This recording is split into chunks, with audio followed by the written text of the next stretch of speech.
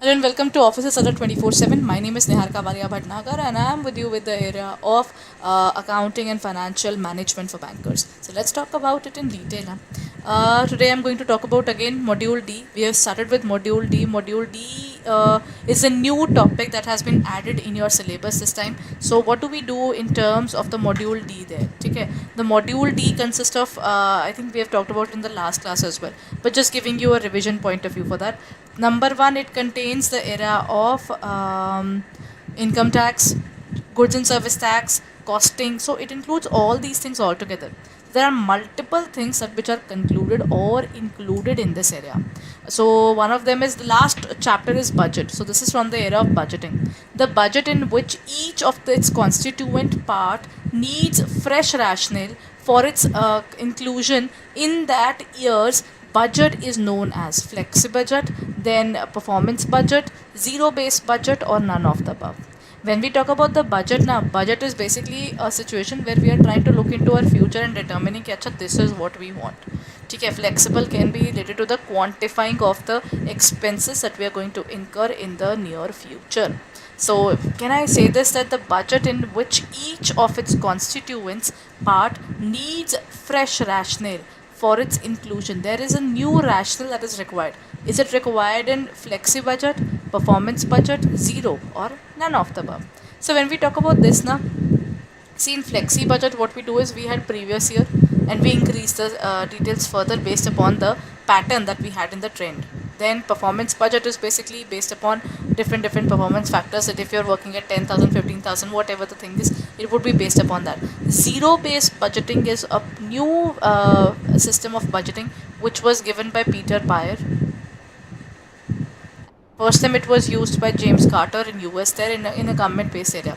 Now when we talk about the zero based budgeting, now ZBB, it's also called, the acronym is ZBB. Zero based budgeting says do not pre-assume anything. See, the point is, for example, during the era of COVID, everything that we had earlier, all the previous assumptions, everything went down the drain.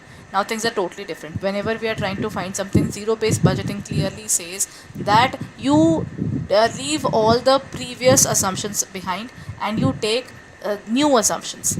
You decide a new trend, you start from the scratch, and then you assume new things and you work accordingly. That is what they define as zero based budget or ZBB. Next point, this was a question from budgeting. That was the last chapter in Module D. Next point, I think we have talked about in the previous class as well. So here comes the question. Rebate under section 87A is allowed to an individual who is a resident in India and whose total income does not exceed 2 lakh 50, 3 lakh, 5 lakh, or none of the above. Rule says, when we talk about rebate under section 87A, it says anybody who's earning as per GTI, that is gross total income, anybody who's earning, no, this is for net total income. The net total income of the person should not exceed 5 lakh rupees. Okay. So it should not exceed 5 lakh rupees in case, and at the same time it should not exceed 5 lakh rupees plus, there's one more thing, it should not exceed 5 lakh rupees plus in any case, if the amount exceeds, should not be, if you do not earn more than 5 lakh, your income tax will not exceed 12,500, or whatever your tax amount would be, whichever is higher, you get a deduction up to that limit. Okay. So if you think that your tax liability was 10,000, now your tax liability is waived off. If your amount maximum goes to 12,500, it is waived off. But only at one condition, your net total income after claiming all the assumptions, you are having net total income of 5 lakh rupees. So that is the point. It should not exceed 5 lakh. Okay. So that's it. Now let's talk about the next point as well. The next point says that rate of TDS on the dividend under section 194, 5%, 10%, 20%, or none of the above. If we talk about TDS under 194, no, this is interest on securities. So if it relates to any of the securities, it would be based upon what? 5%, 10%, 20, or none. In most of the areas, you will find a TDS rate of 10%. So the correct answer is 10%. Next point, everyone, this is based upon a basic criteria of income tax. It says PAN account number or PAN is a digit unique alphanumeric number issued by the income tax department? Is that having 20 numbers, 15 numbers, 10 or 5? Okay, if we talk about the alphanumeric number, then the beauty of the PAN is basically that PAN is an covered with overall 10 numbers, 10 alphanumeric figures there. So among those 12 alphanumeric figures, what happens is, out of those 10, it is like, for example, A, B, C, D, E, 1, 2, 3, 4, 5, and after 5 we have 1, 2, 3, 4, and this is 6. So F. So this is how it looks like. There are 1, 2, 3, 4, 5 and 6 alphabets, and 1, 2, 3, 4, 4 numbers. So it is basically alpha numeric in nature. That's why we say it, because there are 6 alphabets and 4 numbers. So correct answer is PAN is a 10-digit unique alphanumeric number issued by Income Tax Department. PAN is issued in the form of a laminated plastic card. So correct answer is C. Okay, here comes the next question. This is also based upon House Property of Income Tax Act 1961. Deductions under Section 24B is available on the account of municipal taxes paid by the owner, capital expenditure incurred by the owner, revenue expenditure incurred by the owner, or interest on capital borrowed by for the purpose of purchase, construction, repair, reconstruction. Achha, now let's talk about this in detail. 24A, I've talked about 24A in the last class. So in the first class itself I talked about 24A. Now I'm moving to the 24B altogether. 24A says you cannot have a reduction of more than 30% of NAV. Now 24B says interest on loan. The deduction will be only on the interest part, that too of house property, not of any other property but only house property. Municipal taxes, capital expenditure, revenue or interest borrowed in terms of purpose of purchase, construction, repair. This one, D, is the nearest part to it. Okay. Municipal taxes are also a part of it, but it is not a part of the deductions there. Deductions under 24B includes only the area of interest, or you can say the 30% of NAV, nothing else. So in this area, I can say that justification of the correct answer is deduction under section 24B is available on account of interest on the capital borrowed for the purpose of purchase, construction, repair, renewal or reconstruction, including all of these things. So the correct answer is D.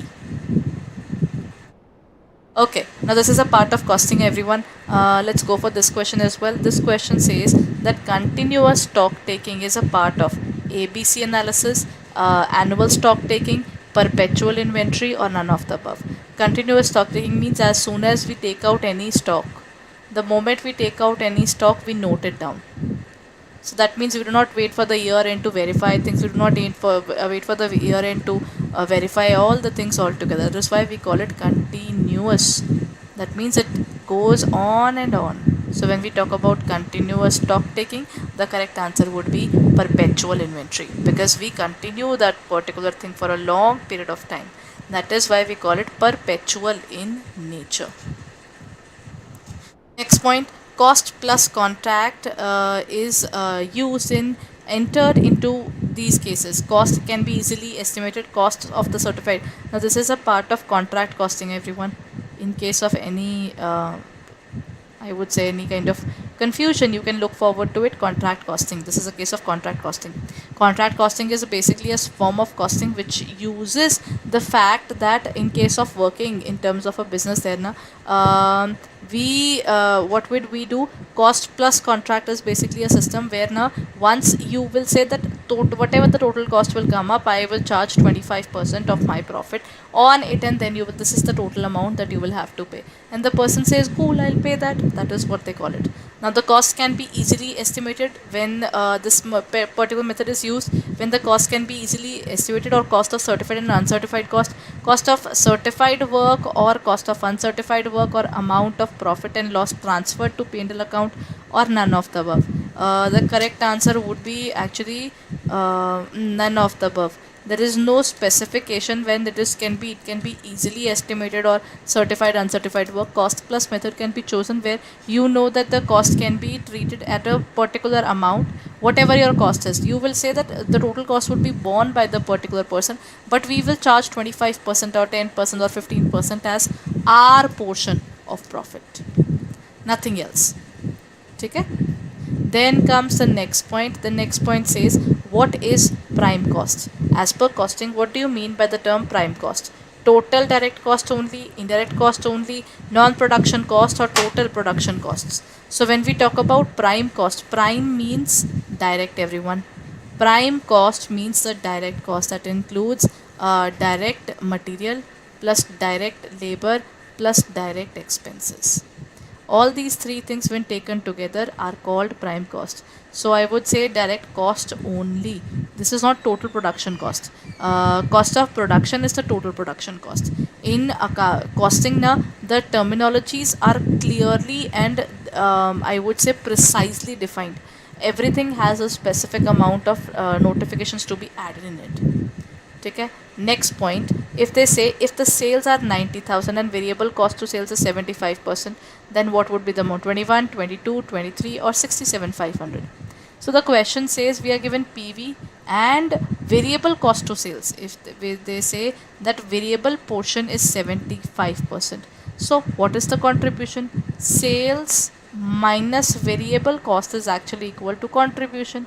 So if 90,000, 75% is variable cost out of 90,000, so 25% would be their contribution. So in that case the correct answer would be 22,500. In the last class we did something called PV ratio as well, everyone. That is profit volume ratio.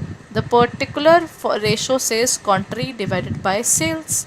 So you can actually find it by using the country sales or variable cost ratio depending upon your answer there. Okay. Next question. They have given the PV ratio is 50% and the margin of safety is 40%. If the present sale is 30 lakh, then the break even point will be what? 90, 18, 5 or none. Acha, in this case now I know that the present sale is 30 lakh. If margin of safety, the safety portion is 40%, then the break even costing portion would be 60% of it. Margin of safety is when you start making profit. Break even point is when you are covering in the entire cost. So when you are covering the cost, it is 18 lakh and the remaining would be 12 lakh would be your margin of safety. That is where for 18 lakh rupees the organization was struggling to cover the cost. The moment they crossed 18 lakh, they started making 12 lakh further. The 12 lakh further is used for the break even. This is for the margin of safety, that is 40%, and the remaining is 60% is for the covering of break even point. Okay, the correct answer is actually 18 lakh. Okay, the question, the point given there is a little change there. So the correct answer is that. So let me just correct it for you. Right? In this case, there won't be any issue there.